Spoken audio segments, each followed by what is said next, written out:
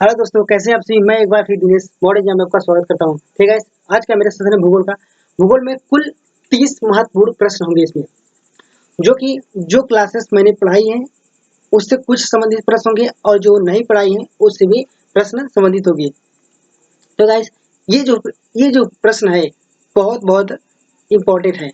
ये इसमें से प्रश्न जो होते हैं 1 या 2 नंबर कभी-कभी पूछ लिए जाते हैं। 1 या 2 नंबर इसमें निश्चित तय है। तो चलिए देर न करते हुए हम स्टार्ट कर देते हैं। देखिए, पहला क्वेश्चन ये है, भारत को ईरानियों ने क्या कहा। भारत को ईरानियों ने क्या कहा? तो उन्होंने हिंदुस्तान क्या कहा? हिंदुस्तान कहा। फिर अगला क्वेश्चन है, भारत को ईरानियों ने क्या कहा? तो इंडिया क्या कहा? इंडिया इंडिया कहा। और इंडिया जो किसका भाषा है? तो ग्रीक भाषा है। क्या? ग्रीक भाषा है। अगला क्वेश्चन देखें, भारत की कर्क रेखा पर स्थित कौन सा है? यानी कि भारत की कर्क रेखा सबसे नजदीक शहर तो कौन सा है? झारखंड की राजधानी और रांची। झारखंड की राजधानी रांची।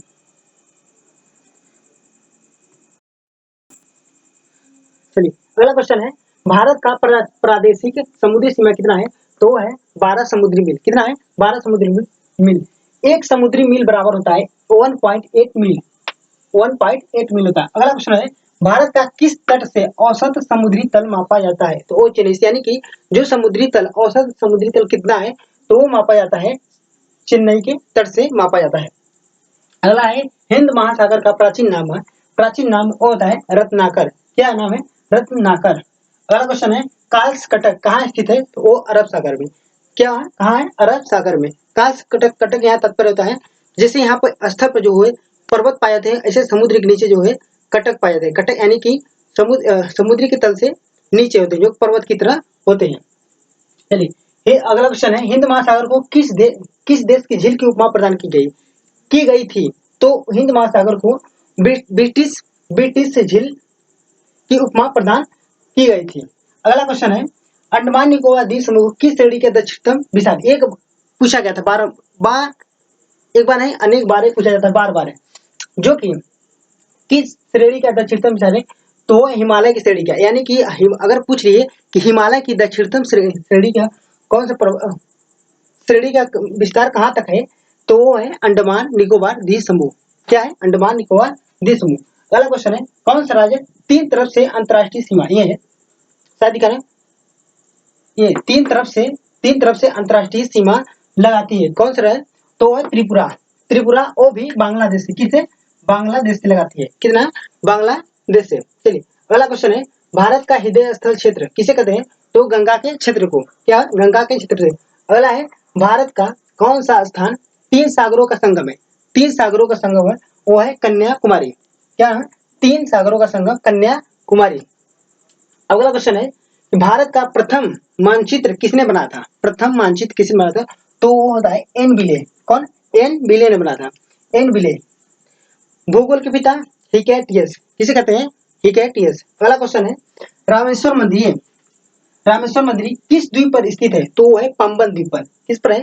तो पंबन द्वीप पर है। पंबन द्वीप पर ही आदम ब्रिज या फिर आदम का पुल है, जो कि तमिलनाडु यानी कि भारत और श्रीलंका से जुड़ता है।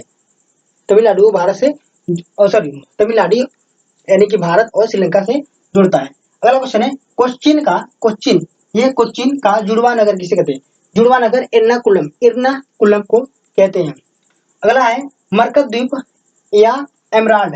ये मरकत द्वीप या एमराल्ड द्वीप किसका अन्य नाम है? किसका अन्य नाम है? तो होता है अंडमान निकोबार द्वीप समूह। अंडमान निकोबार द्वीप समूह। तो अगला क्वेश्चन है, भारत के कितने राज्य समुद्र के किनारे स्थित है? सॉरी समुद्र के किनारे से लगे हुए। ठीक है, तो वो होता है 9 राज्य। कुल 9 राज्य कौन कौन से होते हैं? तो होता है पश्चिम बंगाल, उड़ीसा, आंध्र प्रदेश, तमिलनाडु, केरल, कर्नाटक, गोवा और ये महाराष्ट्र और गुजरात। इन सब राज्य जो होते हैं तटीय सीमा से लगे होते हैं। चलिए हम अगले और क्वेश्चन पर चलते हैं। चलिए हम अगले प्रश्न पर बात करते हैं। प्रश्न है, देश का सबसे बड़ा व छोटा राज्य कौन सा है? तो है सबसे बड़ा राजस्थान, छोटा गोवा क्षेत्रफल की दृष्टि से। चलिए अगला क्वेश्चन है, क्षेत्रफल की दृष्टि से सबसे बड़ा व छोटा जिला कौन सा है? तो सबसे बड़ा जिला कच्छ गुजरात में पड़ता है और सबसे छोटा जिला माहे जो केरल में पड़ता है। पहला क्वेश्चन है कि भारत का सर्वाधिक लंबी समुद्री तटीय सीमा किसके साथ लगती है? तो होते हैं गुजरात के साथ। गुजरात के साथ पहला जो है सबसे ज्यादा गुजरात और दूसरा होता है आंध्र प्रदेश। अगले क्वेश्चन बात करते हैं। तो भारत का भूबद्ध राज्यों की संख्या, भूबद्ध के मतलब जाते हैं जो स्थलीय सीमा से घिरे हुए राज्य, तो 5 होते हैं। कितने कितने हैं? 5 होते हैं। पहला है तो मध्य प्रदेश, तेलंगाना, छत्तीसगढ़, झारखंड, हरियाणा। ये 5 राज्य होते हैं जो कि भारत के स्थलीय सीमा से घिरे हुए हैं। अगला है भारत के मानक समय क्या है? मानक समय क्या है?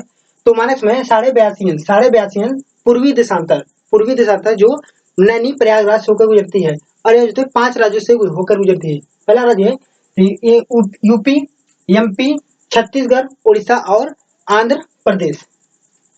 चलिए अगले क्वेश्चन बात करते हैं। भारत का अक्षांशीय व देशांतरी विस्तार क्या है?